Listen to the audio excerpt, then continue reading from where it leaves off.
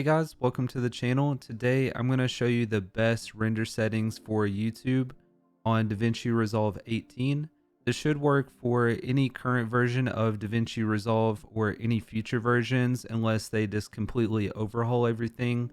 But let's go ahead and get into it. I don't want to waste your time. Now, of course, this isn't going to make your video look better if your raw video footage that you're importing in isn't of high quality.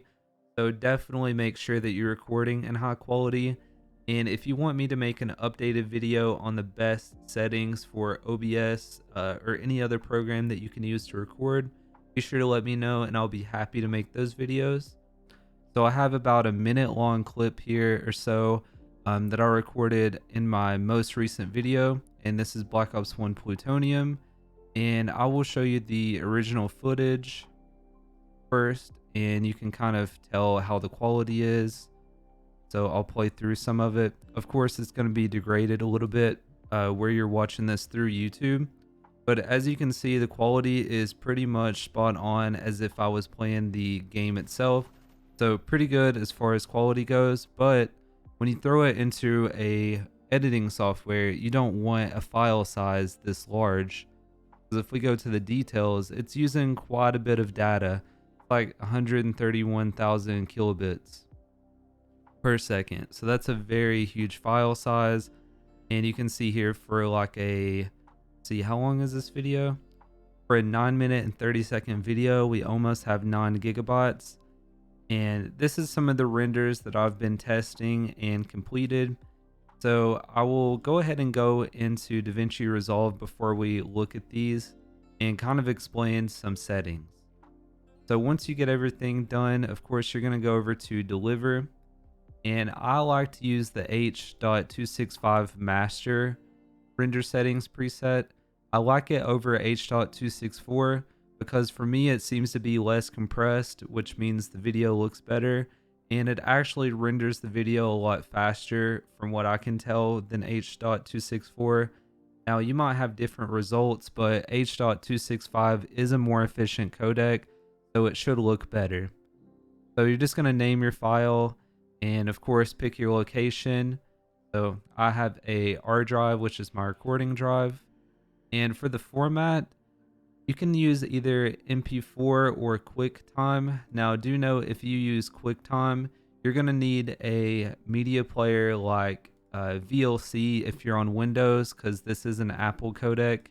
I like QuickTime because I tried MP4 and it seems to compress the video just a little bit more. It might not even matter.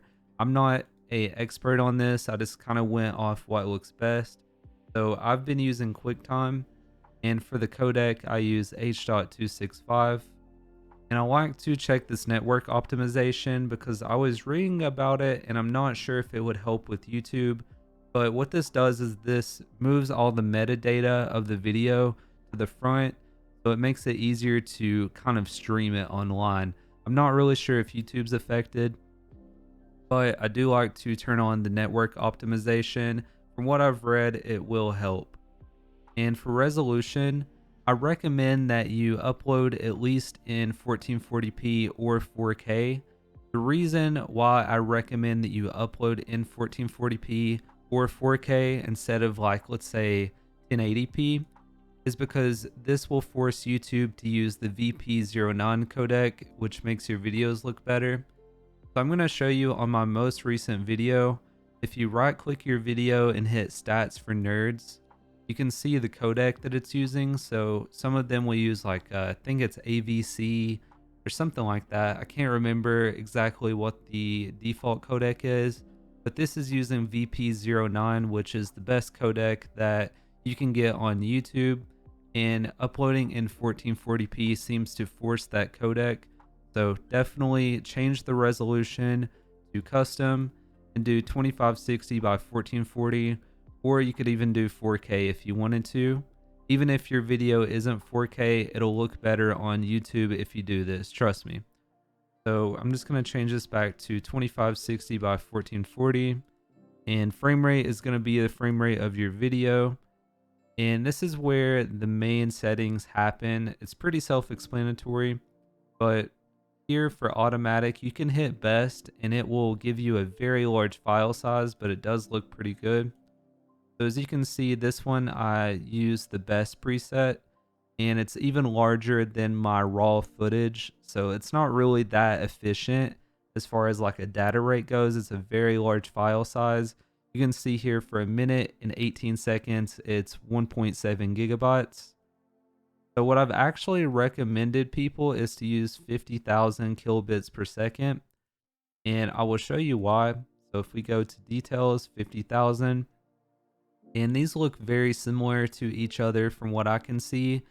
Now, if you want the best quality possible and you have tons of storage space and your internet is really good to upload to YouTube, you could just render using best, and that would be the best settings, but it just comes at a cost of how long it takes to upload your video, and then you got to wait on YouTube to process your video, and then of course you got to have a hard drive to store those huge file sizes.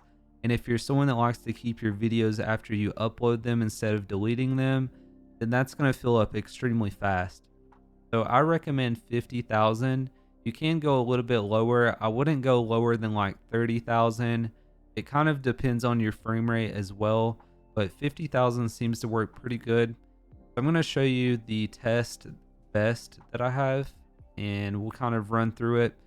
So of course YouTube is going to degrade it quite a bit. I'm going to try to upload this in the best settings I possibly can, but this looks pretty much as I'm playing the game, right? Because it's on best. It has maximum amount of bitrate. Everything looks really good. It's very clear, but it is a huge file size.